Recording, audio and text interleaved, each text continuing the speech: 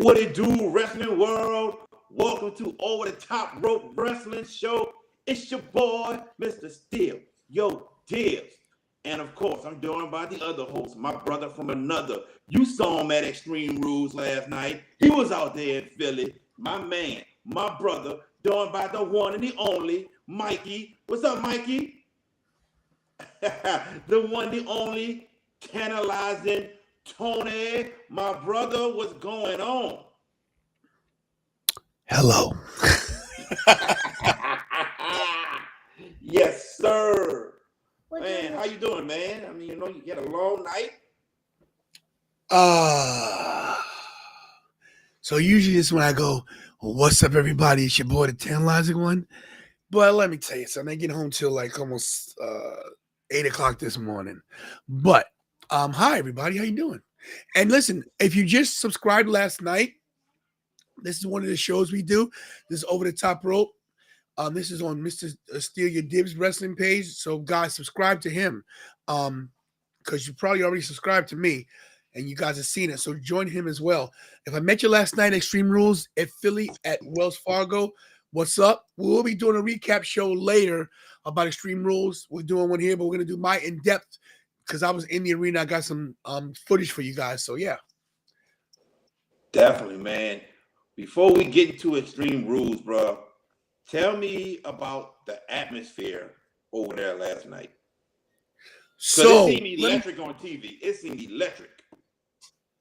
It was definitely. So here's the thing, guys. When I what's up, Mike? I'm Nike only. When I do something for my channel. What's up, Nike? It's so hard to enjoy yourself because I'm so focused on talking to people. Hello, my daughter, and getting the cards out. In case you guys know, I do have new business cards. Of course, it's very simple this time. Just my QR code with my social media. But on the other side, boom, the title belt with my face there. So basically, that's people know it's a wrestling channel. But I can say this: you guys know I'm from Brooklyn. You guys know where I'm from. You guys know I'm a pro New York guy.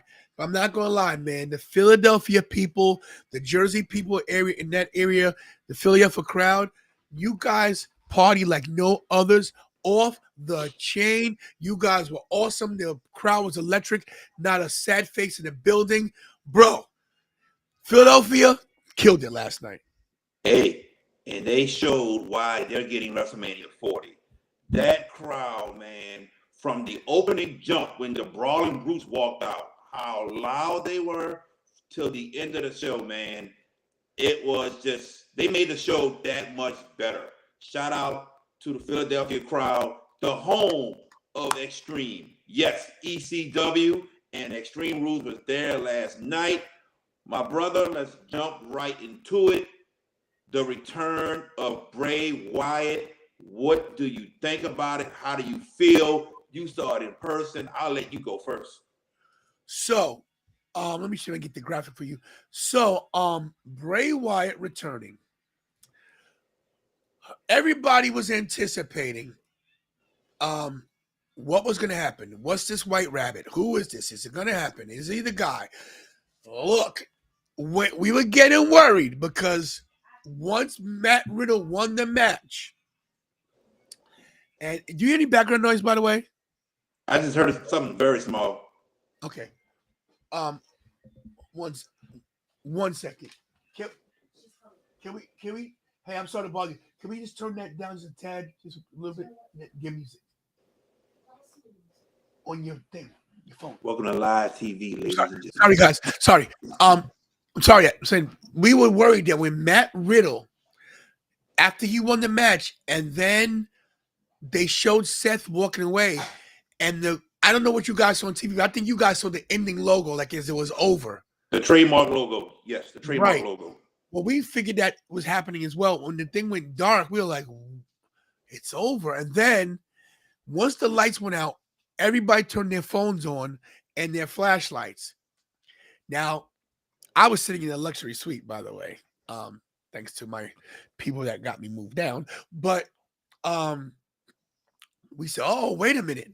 Now, being in the arena, you couldn't see the entranceway where people were. You just saw a quick light. Bobby had to actually directly on what was happening. Bro, the anticipation, the pop of the crowd, the noise level, the looks on people's faces. Incredible. And finally, we got the reveal. Bray Wyatt with the lantern. He's got the whole world in his hands. He's got, my God. Listen, listen, listen, bro. A year of waiting, a year of anticipation.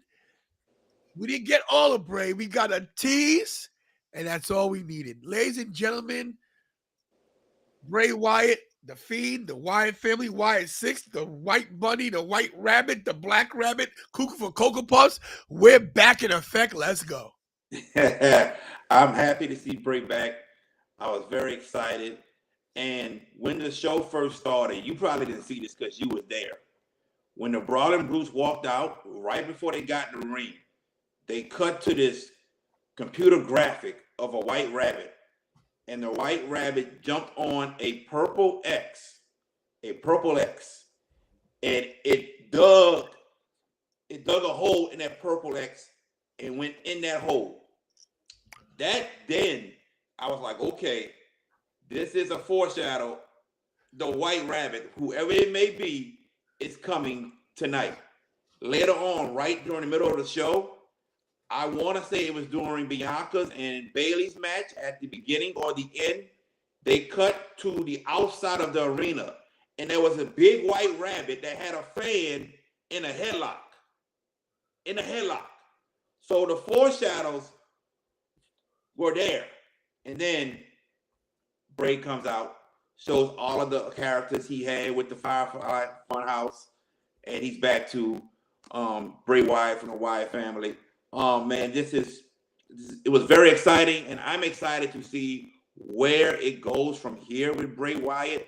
Will they bring back a Wyatt family? Can they bring back Eric Rowan? Will they put Braun Strowman back with it?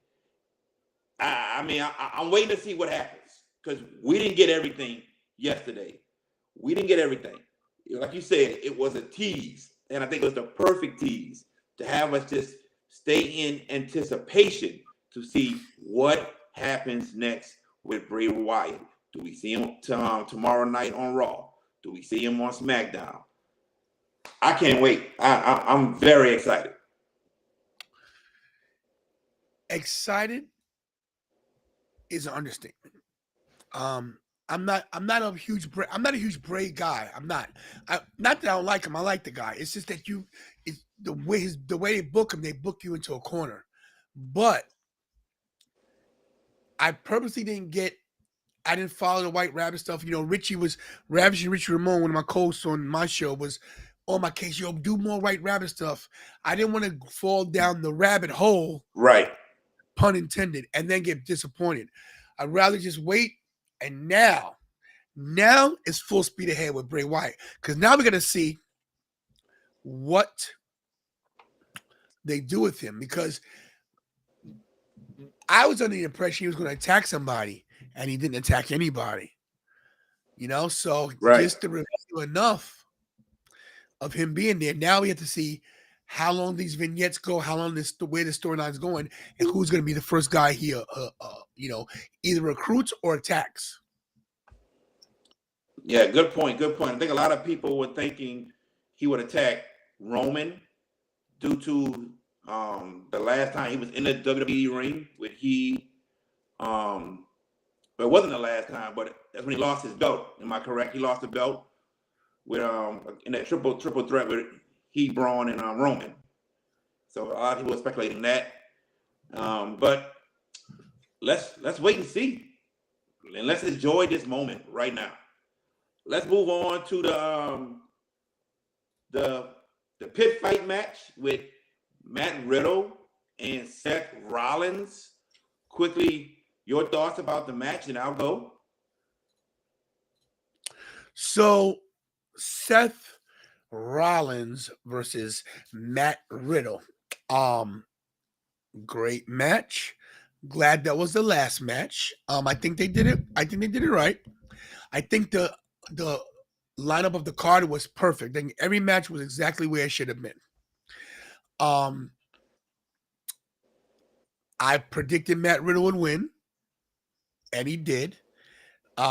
Seth actually tapped out, which was a shock. Mm-hmm. Crowd into both these guys. The one thing I can say that I don't think was needed was Daniel Cormier. Really? Really? Not to mention out of shape, looking like I used to look back in the day. He's retired. Come on, come some slack. Bro, I was talking to my friend Sam last night. No excuse when you're an athlete of that magnitude at that level. I don't care how much you're retired. Stay in shape, you SOB, you fat piece of trash. I said it out loud, and I'll kick his ass if he says something to me. I'm keeping it real. He was not needing that match. What was the point of having him there? I don't know what it was. I don't care. He was an MMA guy. He was champion. Listen, go put a. I would have rather seen Jessica Carr as the referee. At least she's better to look at because Daniel Cormier looked like Santa Claus. But the match was awesome. Crowd for Matt Riddle, big pop. For Seth Rollins, great match, awesome, boom. Nothing wrong with this match. This also sets up Raw for tomorrow night. Yes, Seth lost, but you may see a new U.S. champion. I don't think we'll see a new U.S. champion. I don't think so. All right. I was happy for Daniel Cormier, but I don't think Cormier was used like he should have been used. And what I mean is, I think some type of way he should have got involved. We saw him get elbowed by Riddle. He told Riddle don't hit him again. We saw him get pushed by Seth. He grabbed Seth, put him against the cage, and said, "Don't touch me again." I think something else should have happened where one of them touched him again, and he did something because he's an MMA, a retired MMA fighter, former light heavyweight and heavyweight champion. That's what I would have loved to see. Cormier get involved some type of way. We didn't get that. That's the only little problem I had with it. Otherwise, match-wise, I thought it was a great match. I knew Riddle would win this match. Shocked that Seth tapped out. I thought Seth would have got knocked out and didn't make the 10 count. But hey, it led to what was going to happen next. So I was happy with the final result.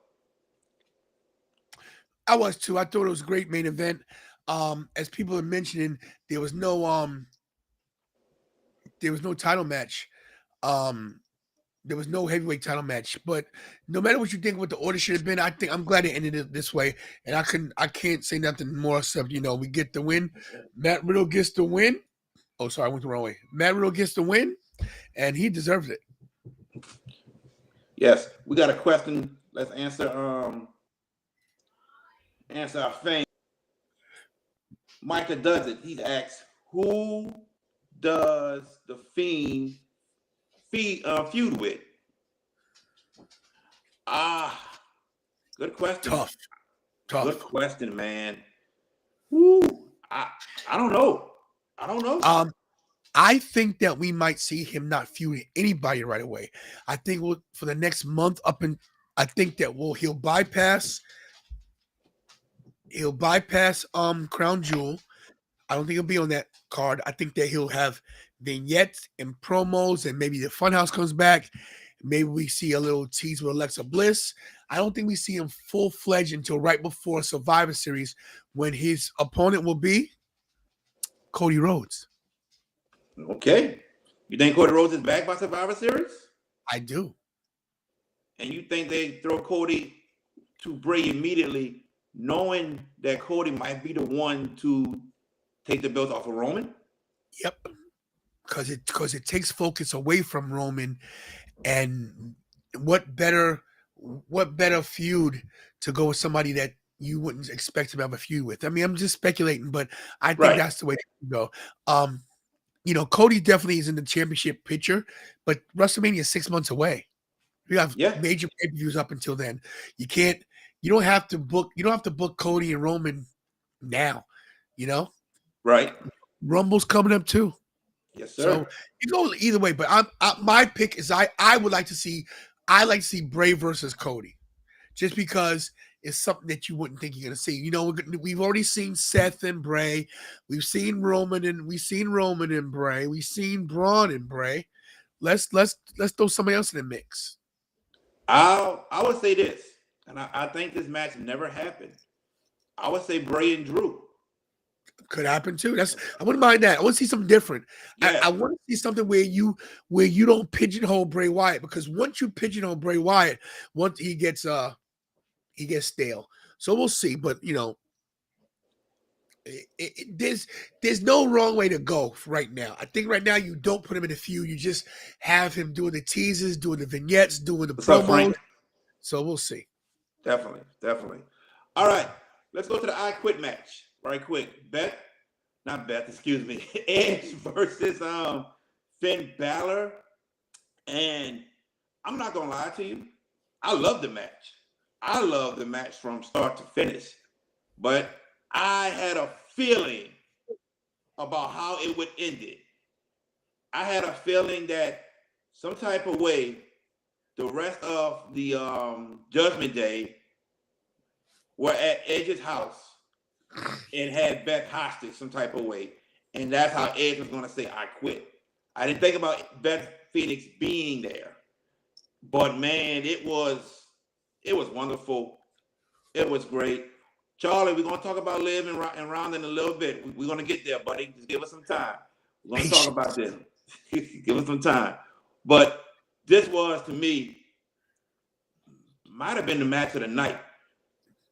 But this was great from start to finish. The story they told was wonderful. What do you think about it? So I called this. I said, "There's no way they can have Edge win this match." Right. Way. Because then the Judgment Day looks weak. You can't have Finn Balor quit. Also, we don't want Edge quitting, because then it makes him look like he just got taken by the Judgment Day. What other way can you have him lose? You got to bring his family member in. And people said, "Oh, this is used way too much," you know, like it was with Jey Uso when when Roman had him, and we've seen this plenty of times, like Bret Hart and Owen and Bob Backlund back in the day when they had his mom throw the towel. But this was a perfect way to do it with Extreme Rules with Beth Phoenix. Number one, we got to see Beth Phoenix and Rhea, which is what we want to see. That's and we're right. going to see that. Rhea's medically cleared, as you can see. Yes. So we're going to see Beth versus Rhea somewhere down the line. Maybe they draw it out to WrestleMania. Maybe at this point, Rhea Ripley might even be the champion. We don't know, but let's not put the cart before the horse. Let's say this. The pops were incredible. Everything about that match is great. Sean Ross Sapp of Fightful TV says he think it went too long. I disagree with him. I disagree. I think it was a perfect cadence of the match. I think that Edge was the most over person in the building other than Bray. Finn Balor showed why he is who he is. To me, Dominic Mysterio was money. As was the entire Judgment Day. My God, why can't I think of his name? Damian Priest. Thank you, Damian Priest. Sorry, I've on no sleep. Damian Priest show why he is at the level he's at. Guys, nothing wrong with this match. Way to end it. Beth Phoenix threatened to get the concerto. Edge quits, and they hit her anyway. Let's freaking go. Yes, sir. Definitely. Let's go. Charlie has a question. Even though he wants our thoughts on this, he thinks the next installment will bring back Christian doing it with Edge, Ray, and Beth versus the Judgment Day. I don't think we'll see Christian back in WWE. I mean, here's the thing. We don't know what his contract is about. If his contract's up anytime soon, if he only signed a year deal, it's possible we could see Christian around WrestleMania season if he's not signed, because we all know that Moxley just signed for another 5 years. So Tony Khan kind of locked people down. So we'll see. Right now, it doesn't matter what happens with any kind of team ups. Right now, Edge got to focus on getting Beth back so Beth can kick Rhea's ass. That's what we're going to see right now. I think they take the focus away from Edge and put it more towards Beth, which is fine with me. Definitely. All right. Let's go to the Raw Women's Championship. Bianca versus Bayley. And I'm going to go first. This was the first ever women's championship ladder match. We've had the women's Money in the Bank many times, but this was the first one. So these two made history. And, bro, I think it's the second match of the night, in my opinion. And I did not think Bayley was going to lose just because she just came back. I did not see this happening. But then I remember reading a couple months ago about how she and Sasha was talking about they have to put Bianca over because they think Bianca is the future of the women's division. And to this day, I think that's probably still in Bayley's head to put Bianca over. But with that being said, this match made Bianca look so much stronger because she won the match not just by fighting Bayley, but Io Sky and Dakota Kai. All three, because they got involved. And Bianca still won this match, entertaining from start to finish. What do you say? So I'm never wrong, but I was wrong about this. I picked Bayley to win as well. I'm not going to lie. I picked Bayley to win because I didn't see her losing, especially with Dakota and Io as the tag champs. I thought we'd get a full championship faction. And now, before I tell you about the match, what are the ramifications of Bayley losing to Io Sky and Dakota Kai? They both have championships, and she doesn't. Mm-hmm. They kick her out. Does something happen with her? We'll see. And what else does this? I do have a problem with this. I love Bianca Belair. I think Bianca Belair maybe number one, she's the most gifted athlete I've seen ever in the WWE ring, even more than Charlotte, even more than AJ, even more than a lot of these guys who are gifted athletically, like Chad Gable or Jason Jordan. Bianca Belair just decimated the women's tag team champions by herself. She beat 3 women last night. So that means that the push that they're giving her may not be ending anytime soon. Maybe they're trying to get to her versus Charlotte. We're thinking it's Charlotte versus Ronda, but what other way to get heat on Charlotte is to beat Bianca, because then she gets more heat. Bayley losing last night was a shock. The KOD on the ladder, by God, she was broken in half. I'm happy Bianca's still champion. She was over with the crowd. I mean, there were guys in the stands doing, I'm on my own. They were dead, as I was as well. Incredible match.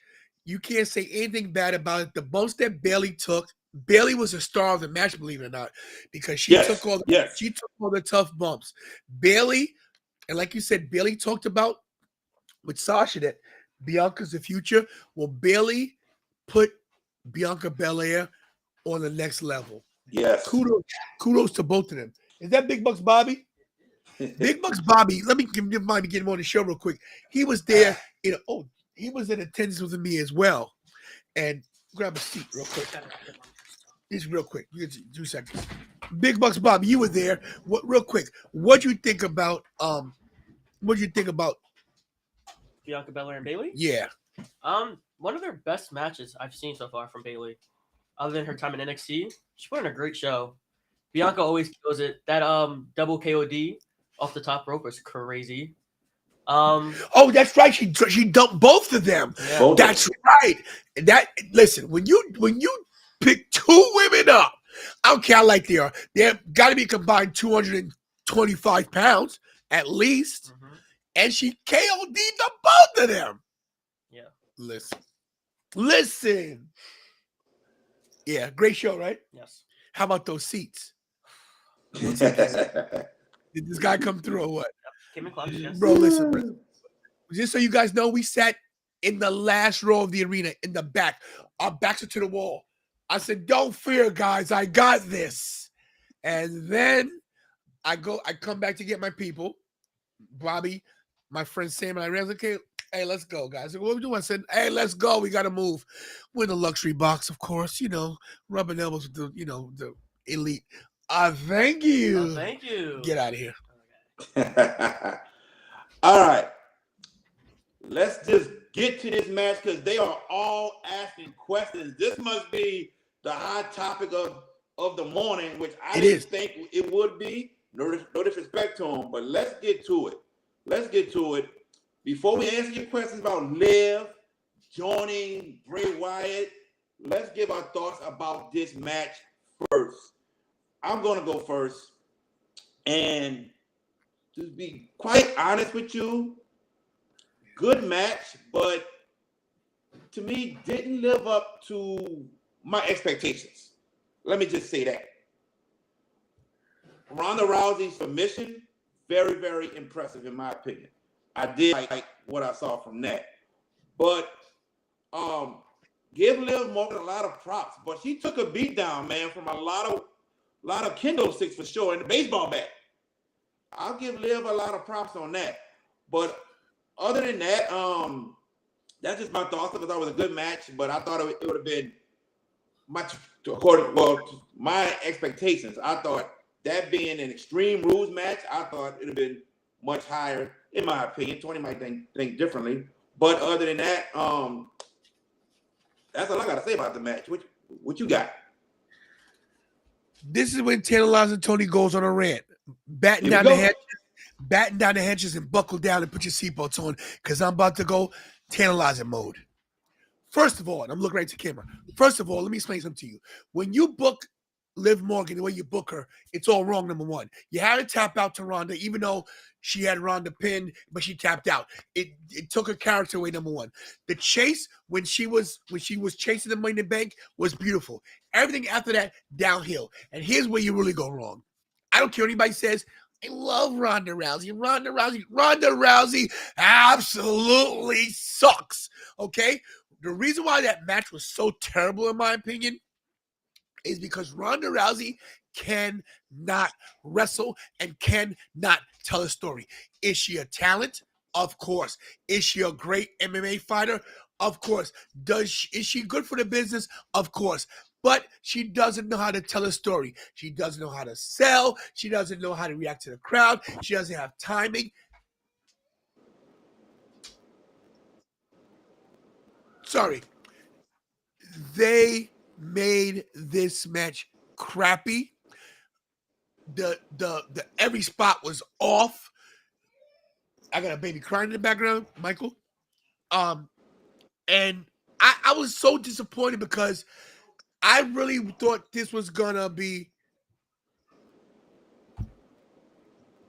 Sorry, guys.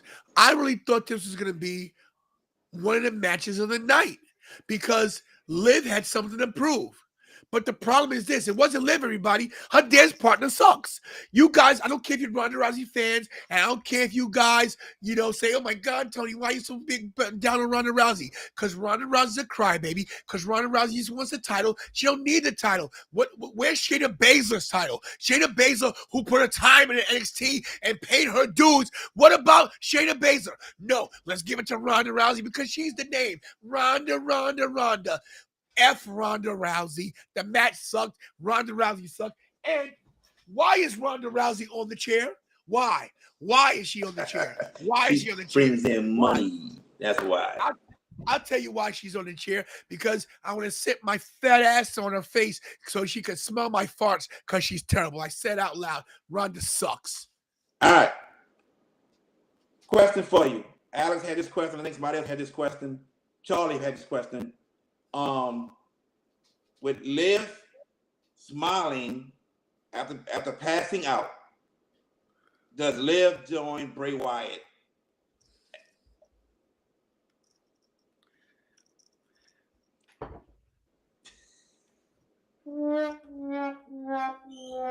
I agree. Not happening. Now, Here we go. We got some statements, some comments. Chop City Wrestling. What's up, Chop City? What's happening? What you got? Let's see what you say. It was not the most sloppy women's match of the night. So you think Bianca and Bayley was more sloppy than this match? Shout to Ryan and Anthony Pink from Chop City Wrestling. But Yes. guys, I think you guys been getting chopped too much, and maybe you have concussions from the rattling of the chest of the chops going to your brain. This match was the worst match I've seen in a pay-per-view for a long time. If you're gonna say that Bianca versus Bayley was sloppy, something is wrong with you. Yes, my dudes. Shout out to Mania Club. Shout out to Mania Club. But my dudes, I totally disagree. Totally disagree. Charlie Brown, he says Ronda's best match was against Nia Jax. No, it wasn't. No, it wasn't. Sasha Banks. That was Ronda's best match. You know why? Because Sasha makes others look so much better in the ring. Tony, you agree with that? I definitely don't. The only two matches you ever say Ronda had good was the one against Sasha and the tag team match with Kurt Angle going against Stephanie and Triple H. Other than that, Ronda has not done anything impressive. You tell me what a match you can call other than those two where Ronda Rousey brought the house down. Whoa, no. Stop getting sucked in by the allure of rowdy Ronda Rousey. She's overrated. She's a crybaby. She doesn't love the business. She's here for the money. At least Brock was there for the money, but Brock's entertaining, and at least he knows how to tell a story. Ronda Rousey. Charlie said, if Liv joins Bray, I'm going to laugh at y'all. I'm going to call into your show and laugh, and I'll gladly accept you. All right. And Charlie, you're the man. Hey. That's not a problem, but brother. we want Charlie you to call in and tune in, and we will say Charlie was right. We will give you all Charlie your props. Charlie Brown, I love you, but let me just say this to you: you can't even kick a football at Thanksgiving because Lucy keeps pulling it away from you. So don't you dare try to tell us how to call the show, Charlie Brown. Bianca had issues with the ladders. Bayley carried that match, in my opinion. No. Nah, my dudes, Chop City, my friends. I was there, bro. First of all, you do have trouble sometimes lifting a ladder. It's a ladder. It's big. It's awkward. Men have problems lifting tables sometimes. And bro, they might have had a couple missteps with getting the ladders in the right place, but for Bianca, I do think Bayley was a star of the match. Don't get me wrong. Oh yeah, but I agree. She didn't carry Bianca Belair. How do you carry the women's champion? Chop City, stop getting chopped so much. I love you. Frank says he felt like Liv had a better match with Shayna Baszler. Yeah. Agree. Yeah. Right, because guess why? Because Shayna Baszler. When you see a match with Ronda Rousey against whoever, what's the factor in the match? Ronda Rousey. She's not that good. Micah, see what comes up. Yeah. Who's next for Ronda? Who cares? I say it has to be Liv one more time. Remember, Liv got 2 victories over her. What do you say? Who cares? Yeah, there you go. Yes, indeed. We thank y'all for tuning in with us. I'm Mr. Steve, my brother from another 10 hours of Tony. Tony, let's go to the strap match. Karrion Kross and Drew McIntyre. 2 big men going at it. What were your thoughts about the match, the strap match? I loved it. Very brutal. Yeah. There was no way Karrion Kross was losing. No way. First pay-per-view since coming back. The way they did it was perfect because Drew just lost to Roman, and we know Drew's going to take another loss. So they had to do it so that it was some kind of dirty finish, which it was. I love that Scarlett got involved. Yes. She's money. Karrion Kross and Scarlett, the best entrance in the business, as you well know. You called this 2 years ago, yes. JB, that it's the best entrance, and they brought it back as they should have. Listen, you got a guy like Drew McIntyre who arguably one of the greatest of all time. You can think what you want to think. The guy carried the company during COVID. He's a 2-time champion, and he got maced to lose, which is great. And what I liked, I don't know if you guys saw it, but what was great about the ending is when Scarlett maced him and then Karrion beat him. Karrion also reacted to the mace being on him because he Yes. was on top of Drew. And that goes to show you what storytelling can do. Something Ronda Rousey can't do. So the match was great. Great brutality from both of these guys. Karrion Kross gets his win. Scarlett and him, a great tandem. What goes next for Drew, we'll see. But this is the ending it should have had. Yeah. Two big men strapped up, fighting each other. I liked it. I really did. You know, big fan of both of them. And I wasn't expecting Scarlett to get involved. I don't know if we ever saw her get involved like that in NXT. I don't recall, but this, I was shocked. And the pepper spray came out. I was like, whoa, this is great. This is great for her character. This is great for them as a team going forward. But other than that, I like the match. I did. Two big men strapped up. Frank got a question before we go to the next topic. He says, do we think Sheamus will get the title before he retires? I think Sheamus will be a champion again before he retires. Either IC belt or US belt. I think he'll get it one more time. I think it'll happen. What about you? I'm not going to answer until we talk about the match, and then I'm going to go into what's going to go happen here. Oh, okay. Well, guess what? We're here. Okay. So I'll take it.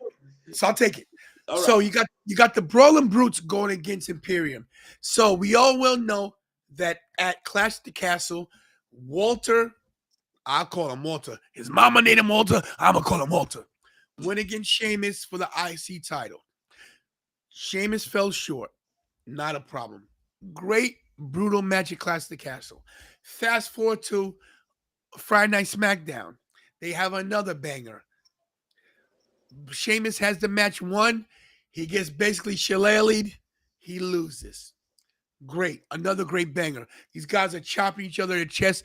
Look like hamburger meat. They look like Chop City on a good day. Last night. All jokes, Chop City. All jokes. He lives, I love him. The opening match. They did this right. They had the barroom set up, the barrels and the bar stools and the bar, had it ready. These two guys are money. I'm not a Ridge Holland fan, but I was last night. He showed that he belongs in the main roster. Pete Dunne, a.k.a. Butch, showed a lot of personality last night after they won that match. Imperium have always been money. They're a great faction together. This match was perfection. You got the one-on-one between Gunther and Walter and Sheamus one more time in the ring. Of course, the Brawling Brutes get the win. Sorry, wrong way. That being said, Sheamus will finally get the one title that has eluded him. And I'm telling you guys, they're going to draw this out until WrestleMania. We got Survivor Series coming up. We got the Rumble. I think to do this, you keep having Sheamus get this close to winning. And then you wait till Mania to get it. To get that title. Sheamus has done it all. He is a tag team champion. He is a world champion. He's a WWE champion. He's been a Universal champion, I believe, too. Has he been Universal? I think he's Universal, was he? I don't think so. Doesn't count. It doesn't matter. He world champion. He's been United States champion. He's won Money in the Bank. He's been King of the Ring. He's done everything. He won the Royal Rumble. Yes. He needs one thing to be the only wrestler to do it all. To be a Grand Slam champion and King of the Ring and Money in the Bank and Royal Rumble, and he will get that title at WrestleMania. All right. I always say pay-per-views need to start off with a banger match to get the crowd excited and anticipating of what's coming next. I always say that. this was the perfect match to start off the pay-per-view. And I love everything about what they're doing with this story. We getting one-on-one with Sheamus and Gunther, the main part of the rivalry. We got Imperium and the Brawling Brutes going at it. And just how they went from Brawling Brutes against Imperium, up back to Sheamus and Gunther by themselves. Give them a break. Back to Gunther taking out the rest of the Brawling Brutes. Sheamus taking out the Imperium. Imperium coming. It was just greatness of storytelling in a ring. And the crowd looked like they were standing up the whole time for this match, if I'm right. That's what you want. You are correct. What a night. What a night it was. They set it off. They set the tone off. They set it off for everybody. What a match. Yes, indeed. What's up, Mick? What's up, Mick? How you doing, my brother? Frank got a question for you, Tony. Does Gunther hold the title until Mania? 100%. I think what they'll do is they may shy away right now from the whole because the Brawling Brutes won. Now you shift away from Walter versus Sheamus. You have Walter maybe have another couple of feuds, maybe Nakamura, maybe the returning Boogs, maybe even maybe a Corbin if he comes back. You could do a couple of things here. Have Sheamus, their faces now. Have Sheamus maybe get into a feud with them. Still have the group together, but have Sheamus start laying his singles, his singles career back where he starts beating up people, but as a sort of a face. And then maybe around Royal Rumble season, we start pushing back to this feud between Gunther / Walter and Sheamus. I think Gunther does hold the title until WrestleMania where Sheamus gets it. Because what best way to give Sheamus everything he deserves? Boom. WrestleMania, the culmination to get the IC title. All right. He has a follow-up question. What about Walter versus Drew? I like that too. But the problem is, it's got to be a lot of disqualifications because you can't have Drew get the IC title and take it from Walter because then it takes it from Sheamus. And you can't have Walter beat Drew because Drew can't keep taking all these losses. There you go. I agree. Totally agree. Thank y'all for tuning with us. We are going to our last of the morning, and that is some AEW talk. Early in the week, we heard Andrade explain a situation that happened. Supposedly, Sammy complained about being hit too hard. And supposedly, from what Andrade says, they talked or whatever. Sammy Guevara come back on Twitter and calls him a liar, calls him a bitch, all that type of stuff. Andrade responds and says, I will say it again to your face on Wednesday. And guess what, ladies and gentlemen? That's exactly what happened. He said it to his face on Wednesday. Supposedly, Sammy pushed him first, supposedly, and Andrade reacted by punching him. Now, Andrade got suspended on Wednesday. Couldn't even show up for TV. Ladies and gentlemen, let me go first. I'll let Tantalizing go last because Tantalizing was a part of the wrestling business. He'll give you more inside details and scoop on that type of stuff. AEW got a real problem. They have a real problem. It's too many incidents happening backstage in the locker room with their wrestlers. We've had another fight within the span of a month. The span of a month. Something has to be done here, and that starts with Tony Khan. He got to lay down some groundwork, some foundation. He gotta nip all this in the bud now. You got to start suspending people. No, that's not even working. You got to start finding people. You got to start taking money out their check.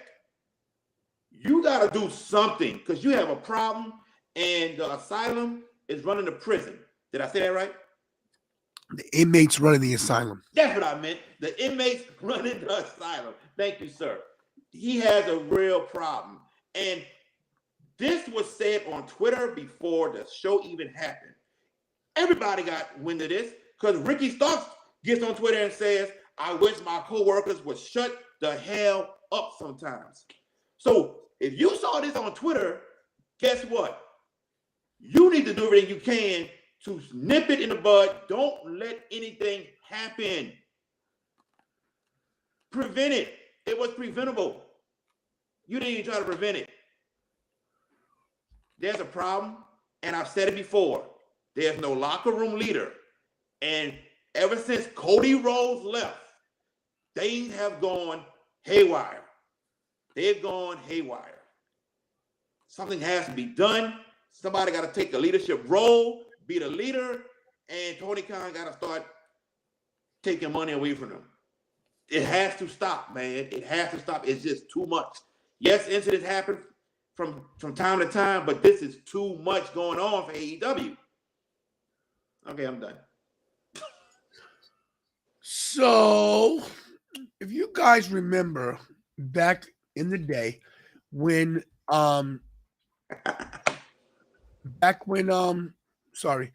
when Booker T was in the DX version, the WWE version of NWO. NWO, right? Oh God. So there was something that was said to Booker T from Shawn Michaels. So they were talking in the ring and they were figuring out what the issue was, why the faction was working. And then Shawn Michaels said to Booker T, "You're the problem. There is your problem in AEW. This guy, Tony Khan, the billionaire fanboy. I said it. Mm-hmm. I think he's doing a great thing for the wrestling business. I think he's bringing us a different dynamic. He's bringing us an alternative product. But here's the problem. He's too much of a fan. He's probably a good boss. He's probably too nice of a boss. Because the reason why all these fights are happening is because the guy at the top isn't laying the smackdown. Suspensions, he needs to fire somebody and make them an example to get everybody else in line. Now, that being said, you suspend Andrade, but not Sammy. Apparently, it's because Andrade was talking about how he wants to go back to WWE, whatever. I don't care what he said. He's allowed to say what he wants. It's his life. It's his opinion. You don't suspend both of them. That's the problem. You're playing favorites. That's why CM Punk was allowed to do whatever he wanted to do because he loves CM Punk so much. You gotta get control of your locker room. And like you said, people want to say bad stuff about Cody. I didn't hear about none of these problems when Cody Rhodes was there. And maybe that's why Cody Rhodes took his ball and went back home where he wanted to be because he saw the implosion of egos happening in AEW. In the story, is this guy on the screen's fault? And I'm not talking about JB, and I'm definitely not talking about myself. Tony Khan needs to grow a sack. Maybe he needs that mid shirt where it says, my balls are massive, and he needs to use his cojones and lay the law down. I love what you said. And it's funny, you are right. Sammy Guevara has been in 2 instances. He's the problem. He's the problem. Sammy with Eddie and now Andrade. Yes, he has to put his foot down. And he's not doing that at all. And if he does, it's going to get worse. I'm not mad at Sammy, though. You know why? I'll give you a perfect example. If you work at a job and your boss allows you to come in late every day and doesn't fire you, You're gonna keep coming in late. Exactly. So it's not his fault. Mm-mm. It's your boss's fault. Exactly. And what you're doing there is you're creating a work environment where people say, well, what the hell? He's coming late. I'm coming late too. The boss. Yep.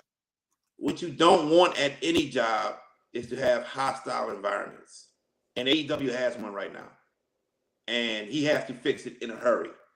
If he doesn't fix it, it's gonna go haywire. It's gonna go haywire, and then we'll see the implosion of AEW. We'll definitely see it. It's crazy from Micah. Micah says it's crazy how the momentum shift from AEW to WWE in just a matter of months over the summer. Well, when you think about it, Micah, you are correct. You are correct.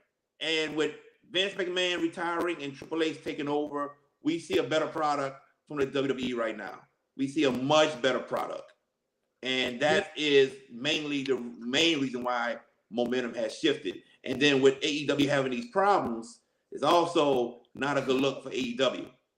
It's a perfect storm. It's a combination. Excuse me. Oh, geez. Here's what happened. At the same time, I'm like, geez, my goodness. I'm choking on chips. At the same time that Vince had to retire, Triple H took over. You got the CM Punk fight. You got the Elite fighting. You got the arguing. You got the backstage stuff all happening at once. So you saw a switch. Excuse me. I'm so sorry. That's what happened. Perfect storm. And what's up to everybody that said hi to me? How you doing? There you go. Yeah, it is. Micah says Mox should have left and went back to WWE. 5 years, that's a long time. Well, I feel you. It still may happen after those 5 years, but money talks. And Tony Khan can write the check out. Look at what Charlie Brown said. My brother, you. Yeah, I have a chip caught in my throat. He says you're choking because you said bad things about Ronda. Let me tell you something. I'll keep choking. I'll pass out and I won't stop saying bad stuff about Ronda. Ronda is the weak link. Oh, wow. Who are the locker room leaders in WWE? Well, definitely Triple H. Roman. Triple H. Oh, the boss. Well, I'm thinking wrestler wise, not Triple H. I don't think Roman's a locker room leader, believe it or not. I don't think he's there enough. Nope. I don't think he has to be. I don't think you need a locker room leader in WWE because they know their job. They know that they're professionals, even from the guys that are in catering. You never hear about this stuff.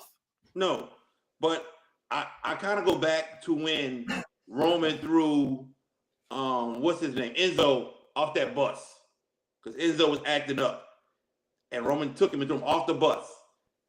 And that, to me, I was thinking like that's your locker room leader.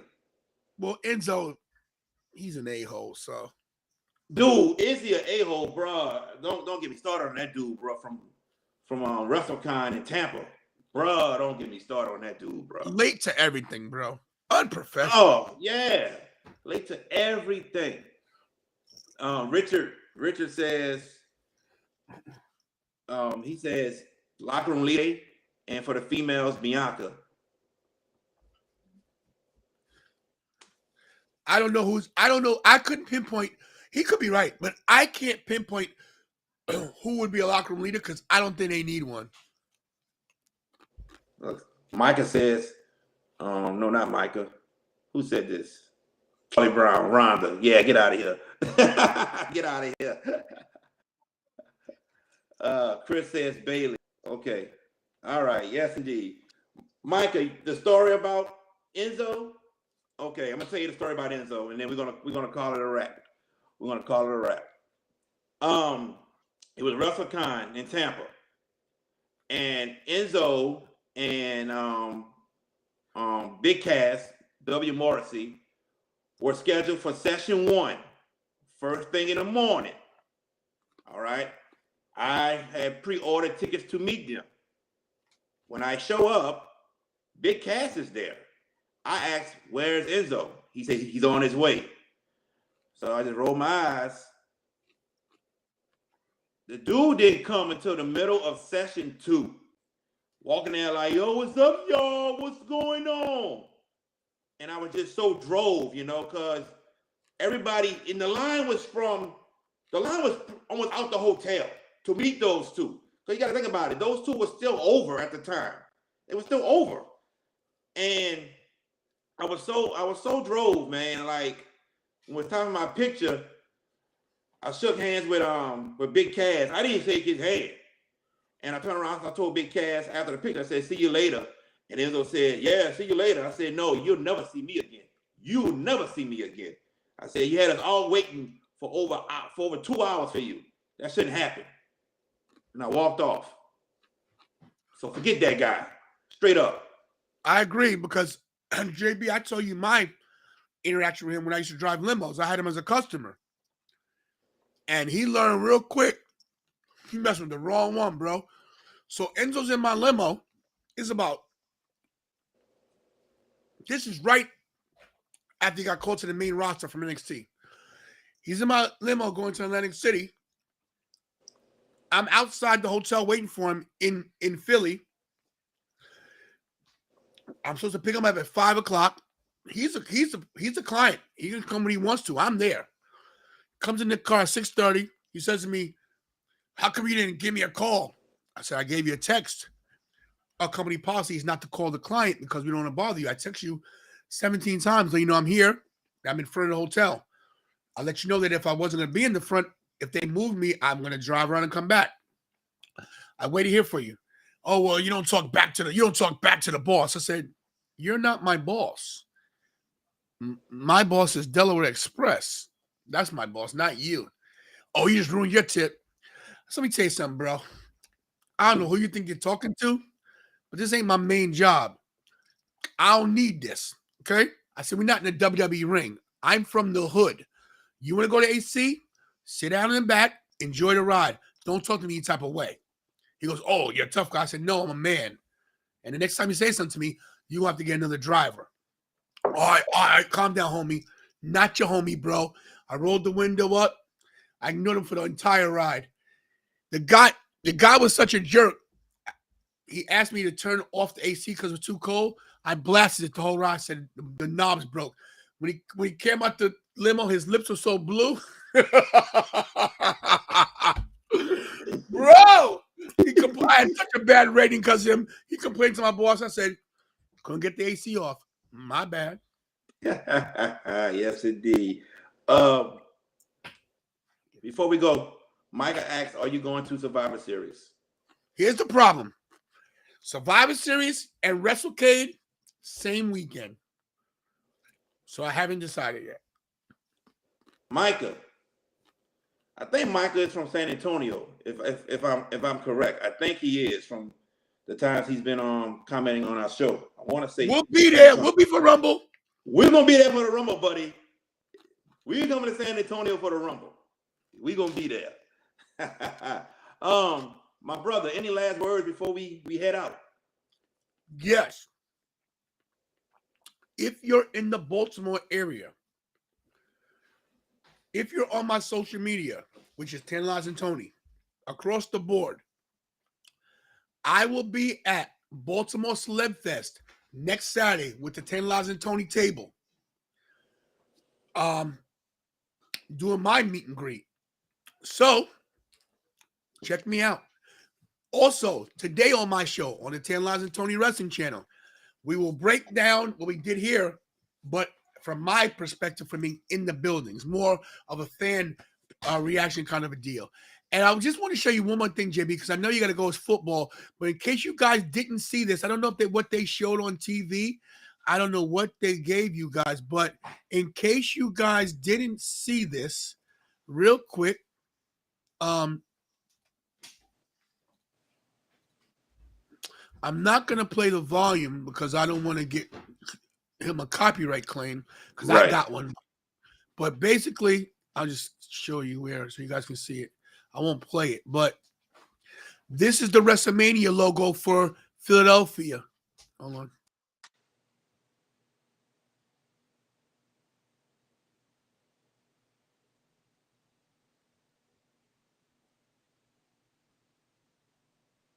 We kind of lost Tony for a second. He's frozen.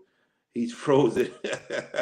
Frozen. I think Ronda Rousey must have cut his internet. I don't know what happened, but we lost tantalizing, ladies and gentlemen. We lost tantalizing Tony. Oh man, yes indeed.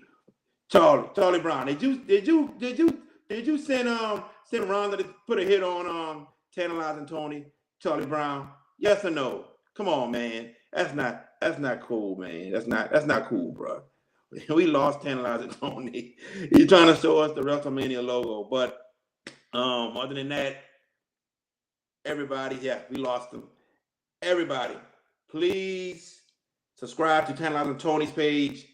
Also, if you're part of Tantalizing Tony's page, subscribe to my page, Mr. Steal Your Dibs Wrestling page.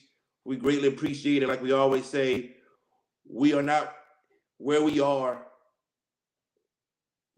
due to you guys. You guys got us there, and we thank y'all so much. We thank y'all. Definitely, we appreciate it. For my brother, Tantalizing Tony, I'm Mr. Steal Your Dibs. We will be back next Saturday or next Sunday, so keep those notifications on. Until then,